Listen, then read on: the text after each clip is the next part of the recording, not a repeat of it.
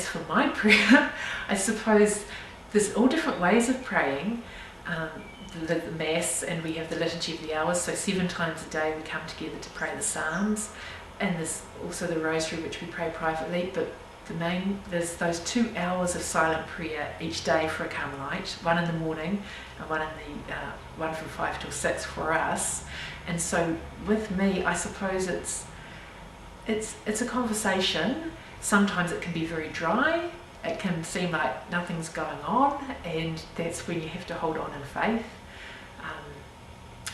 You just remember that he's there. Sometimes I take the gospel of the day and say, how does this relate to me, and try and talk to him about it. So there are different ways, and also at different times of my life I found, like before I came, I prayed the Rosary a lot, and when I came I found it really hard to pray in here, because I suppose my way of praying had changed. I'd always, pictured the scenes as I prayed it, but then it didn't work for me anymore.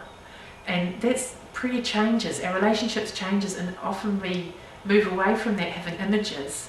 And it's the same with a human relationship. I mean, as your relationship grows, you don't need words so much, and you can just, know what the other's thinking.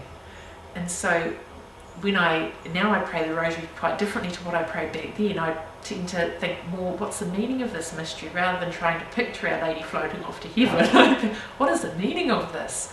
So that's my prayer. It's changed a lot, and prayer changes me, I suppose, too. So, but I suppose also it's very personal. It's a bit like you're engaged, and so you kind of wouldn't want to talk about how you talk with your fiance.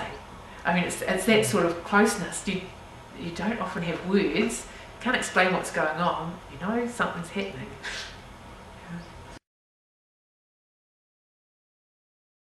Well, the vows we take vows of chastity, poverty and obedience. What they are for me is they're really trying to take on Jesus' attitudes towards the Father. When Jesus came, he was chaste, he was poor, and he was obedient to God. So what that means to me is like the chastity. He is my significant other, he's my spouse, and so it's my heart's got to love him primarily, and then love others in a way that is life-giving and affirming, but is not possessive, because we don't possess, and we don't have someone that we call our own apart from God. So that's chastity. Poverty is to live very simply, to remember that everything passes here. Anything that we can see is going to go eventually, and it's just having that not grasping, to live that simple life as Jesus lived. Then the obedience is that Jesus was so obedient to the Father. He's always listening to the Father and doing God's will, and that's us. We've got to listen and think, and to try and discover what is God's will for us in each moment of the day, really. And so that's where our obedience comes in. And as far as superiors go, and we have a prioress, and her role is to help us to discover God's will for us. So I think in the past they saw obedience as obeying a superior and doing whatever you're told, but now we see it as a search for God's will.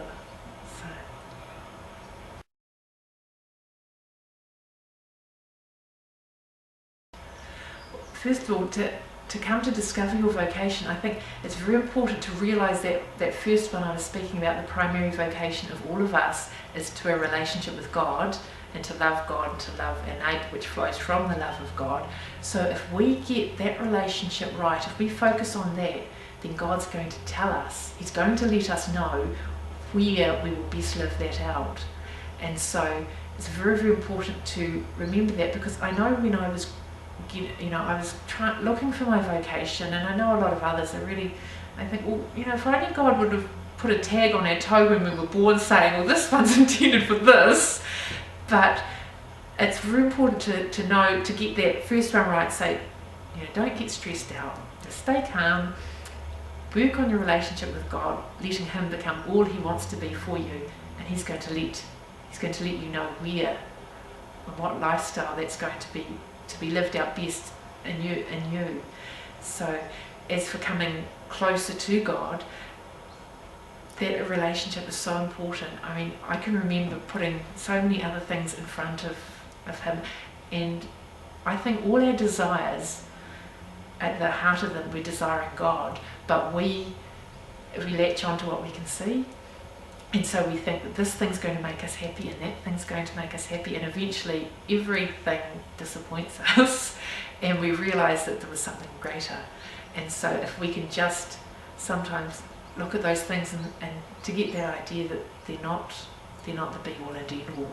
It's going to be, it's God. And even in relationships, I can remember, because I was a real romantic, and I remember these two couples that I knew of, and I'd heard their story, and I thought, that is so romantic, you know, they got married and everything, beautiful Catholic couples, and I thought, oh, you know, happily ever after.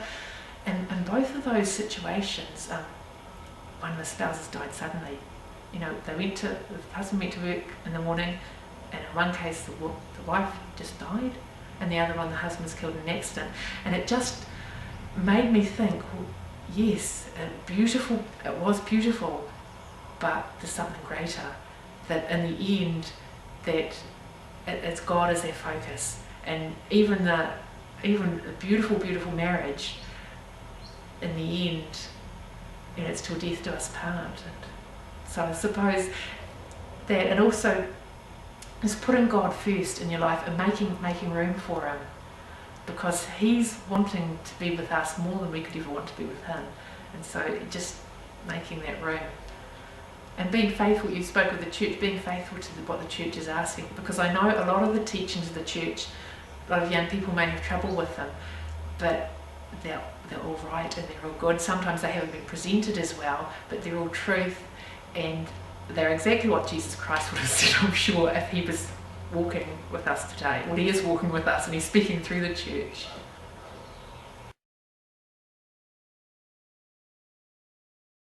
That's part of our enclosure.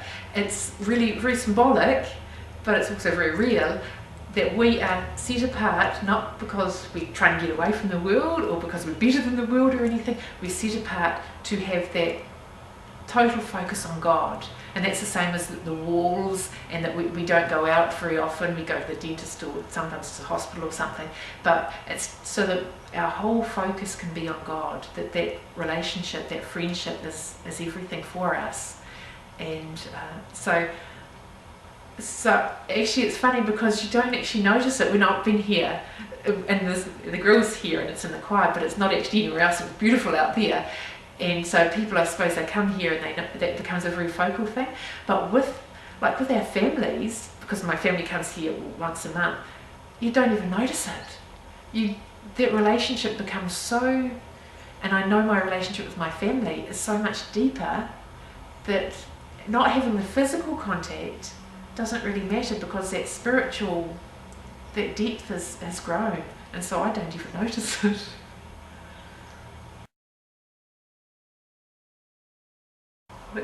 Thank you very much. It was quite enjoyable.